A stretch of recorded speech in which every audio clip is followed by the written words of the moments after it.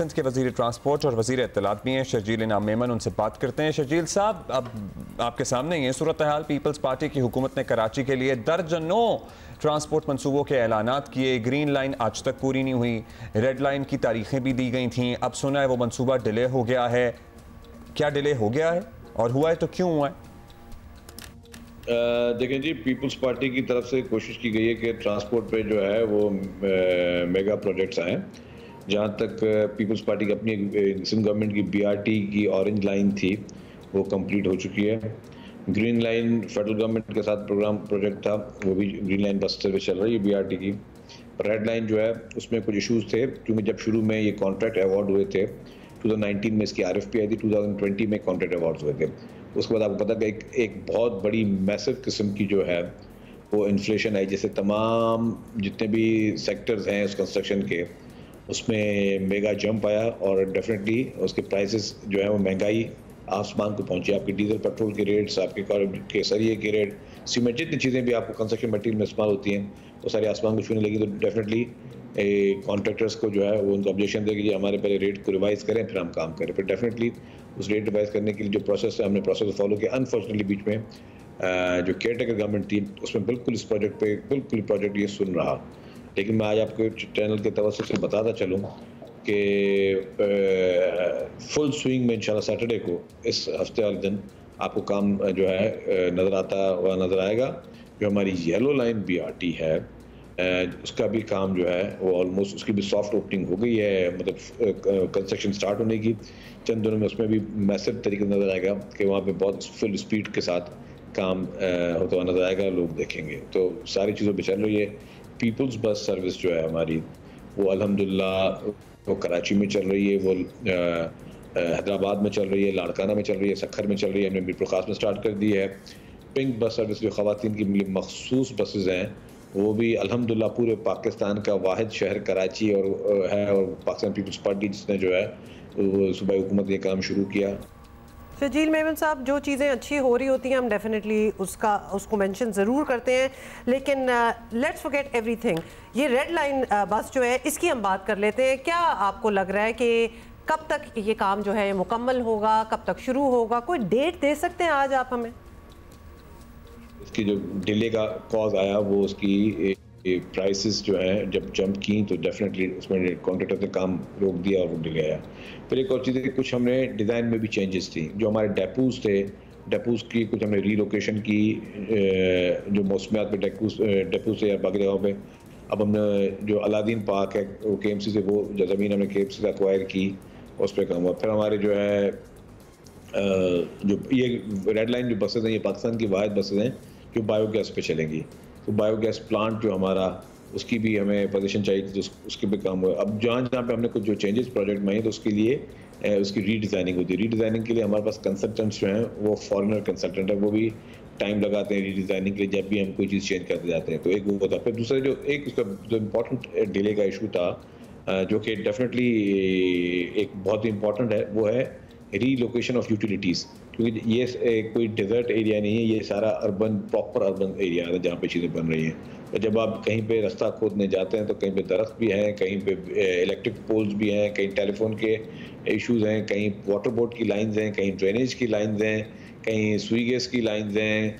तो इसी तरीके से फिर कहीं पे ऑप्टिकल फाइबर्स हैं। तो एक एक यूटिलिटी को वहाँ से रीलोकेट करना ज़रा वो ये नहीं कि कॉन्ट्रैक्टर ने करना है जिसको काम दिया गया, नहीं, ये हर इदारे ने खुद अपना करना है। कहने को बहुत आसान लगता है, लोग समझते हैं पता नहीं क्या है यार, बस एक सड़क ही बनानी है, एक बीआरटी कॉरिडोर बनाना है, क्यों नहीं बनना। पाकिस्तान पीपल्स पार्टी की तरफ से कोशिश ये है कि एक दिन की भी डिले ना हो, और जो काम अगर 4 दिन में हो सकता होगा हम कोशिश करेंगे कि वो 2 दिन में ऐसी बना करें।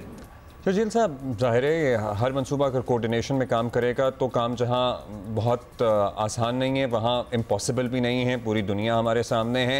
अब ये बता दीजिए कि इसके अलावा भी बहुत मंसूबे थे जिसमें डिले हुआ, जिसका आप ख़ुद भी एतराफ़ करते रहे हैं, मगर आज तक जिन्होंने डिले किया या जिनकी वजह से ताख़ीर हुई, कभी कोई इन्वेस्टिगेशन हुई, कोई ज़िम्मेदार मिला हो, किसी को सज़ा हुई हो, किसी को फ़ाइन हुआ हो, जुर्माना हुआ हो? जी, जिम्मेदार साहब, मैं कहता हूँ कि जी मतलब मैं किसको एक को मैं इल्ज़ाम नहीं देना चाहता। ठीक है, ये पूरा हमारे पास अनफॉर्चुनेटली हमारे मुल्क में जो हमारे ब्यूरोक्रेसी का सिस्टम है उसमें डिलेज होते हैं। जैसे मैंने कहा कि अभी रीलोकेशन की मैंने आपको बात कही, ये रीलोकेशन मसाल के तौर पर सिंध गवर्नमेंट ने पैसे पे करने, मैंने पैसे पे कर दिए के इलेक्ट्रिक को कि आप अपने पोल्स हटा दें। अब के इलेक्ट्रिक को मैंने पैसे पे कर दिए। अब के इलेक्ट्रिक को मैं बाय वो गन पॉइंट नहीं कह सकता कि ये आपने अभी तक क्यों नहीं डिले किया। उन्होंने फिर वो के इलेक्ट्रिक इशू देखिए, उन्होंने कहा जी हमारे जो पोल्स जो नए आने हैं वो हमें लेने हैं, वो अभी अवेलेबल नहीं, जो वायरिंग जो अभी चेंज होनी है वायर अवेलेबल नहीं। तो हर एक के पास अपने अपने मुख्तलिफ एक्सक्यूज़ थे। अगर वाटर बोर्ड को कहा गया तो उन्होंने अपने एक्सक्यूज़ दिए। तो मतलब ये अनफॉर्चुनेटली हमारे पास इस तरह की चीज़ें हैं। मैं इट्स अनफॉर्चुनेट, मुझे कुछ ऐसा नहीं बता रहा, लेकिन उसमें भी जो हमारी मुख्तलिफ डिपार्टमेंट से डीलिंग उसमें बड़े प्रॉब्लम होते हैं, फिर कहीं भी कोई इशूज़ आ रहे हैं। But in any case delay किसी भी प्रोजेक्ट का वो नुकसानदेह है, ना सिर्फ आवाम के लिए बट वो सरकार के ख़जाने के लिए नुकसानदेह है, क्योंकि अगर चीज़ें वक्त पे हो जाएं तो सस्ती हो जाती हैं। आजकल महंगाई के दौर है, जितना डिले होता है तो चीज़ें महंगी होती जाती हैं, फिर वो आवाम के ऊपर भी बोझ पड़ता है, गवर्नमेंट की भी वो पूरी बजटिंग जो है उससे वो डिस्टर्ब होती है।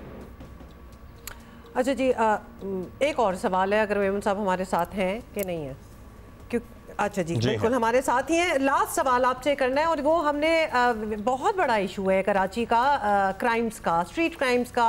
आईजी साहब ने ऐलान कर दिया है कि जहां चोरी का सामान फरोख्त होता है, कबाड़ मार्केट्स जो हैं वो नहीं चलने देंगे। अब उनका ये कहना है लेकिन वहाँ के जो ताजिर हैं वो सड़कों पर आ गए हैं, तो क्या उनसे बातचीत करनी पड़ेगी आप लोगों को, या इस दफ़ा ऑपरेशन जो है वो बस होके ही रहेगा?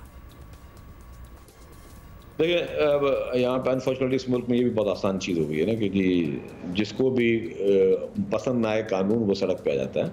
ये कतई नहीं होता। मेरे आप भी रिपोर्टिंग करते हैं, आपको याद है पहले कानून में क्या होता था कि अगर आप किसी के घर पे कोई डकैती पड़ी और अगर सोना चोरी हो गया, अगर सोना किसी सुनार से मिलता था तो सुनार भी गिरफ्तार होता था कि भाई आपने सोना किससे ख़रीदा, उसकी आइडेंटिटी क्या थी, उसने क्या आपको बताया था। इसी तरीके से अगर आईजी साहब ने बयान दिया है, which I think it is most appropriate, कि ये सबका फ़र्ज़ है। लेट्स सपोज़ अगर आज मोबाइल मार्केट में कोई एक बंदा आके और वो 10 महंगे फ़ोन आके बेचने आता है, तो मोबाइल फ़ोन वाले का काम है मालिक दुकानदार का पूछे भाई आप ये कहाँ से लेके आए। वैसे थोड़ी कि कोई भी आके ख़रीदा के बेच के चला जाए। तो इस पर हमने मुख्तलिफ फोरम्स पे, लॉ एंड ऑर्डर की मीटिंग्स में चीफ मिनिस्टर साहब ने, हमारे होम मिनिस्टर साहब ने, सब ने ये चीज़ ये पॉइंट आउट की और उसको अब मेक श्योर कर रहे हैं कि जी इस तरह की ख़रीदारी ना हो। वो पहले पूछें कि सेलर से भाई आप कहाँ से लेकर आए हो, आपके पास रसीद है, आपने कहाँ से खरीदी। लेट्स सपोज कि आप इस तरह से कोई चीज़ नहीं करते, मतलब किसी की अगर आपकी गाड़ी है कोई चोरी करके चला जाए और मुझे बेच दे, मैं ज़रूर पूछूंगा यार पेपर्स कहाँ हैं गाड़ी के, रजिस्ट्रेशन ट्रांसफर लेटर कहाँ है। ये तो थोड़ी कि अगर कोई शोरूम वाला है वो सारी चोरी गाड़ियाँ खरीदता रहे और बोले कि जी कि अगर हमारे मेरे पास पुलिस आई या कोई भी इदारा है तो मैं एहतजाज करूंगा, मैं रोड ब्लॉक कर दूंगा, मैं पूरी एसोसिएशन जाग जाएगी। बहुत शुक्रिया शजील साहब। उसका एक और आसान भी हाल होता है, मतलब हम इस तवक्को पे माशरे नहीं चल सकते कि लोग खुद से लॉ जो है वो अबाइड करना शुरू कर देंगे। एक ऑनेस्टी और गुडनेस एक्सपेक्ट करना, जिसको 10 मोबाइल कोई बेच रहा है और इतने भारी जुर्माने होते हैं दुनिया में जहाँ पे लॉ एक्चुअली इम्प्लीमेंट किया जाता है। मतलब आप क्या नज़दीक की बात कर लेते हैं, दुबई में अगर आपने गलती से आप जहाँ आप जहां आपको उतरना है आप वहां ना उतरें, एज एन आप पार्किंग थोड़ी दूर है और आप पहले उतर गए, 650 दिरहम का फाइन होता है। दुबई की बात आप ना करें क्योंकि वहाँ जो लॉज हैं वो मतलब हम तो दूर दूर तक सोच भी नहीं सकते। हम लिटरली, और वहाँ कौन है, हमारे ज़्यादातर पाकिस्तानी है ना जो ट्रांसपोर्ट के शोबे से वाबस्ता है, गुडनेस पे कि वो खुद ही आके रिपोर्ट कर देंगे कि जी हमारे पास एक आया है वो 10 मोबाइल बेच रहा है। वो यहाँ से लोग जाते हैं वहाँ पे पब्लिक ट्रांसपोर्ट के शोबे से एसोसिएट हैं, लेकिन मजाल है कि कोई रूल ब्रेक करते हैं।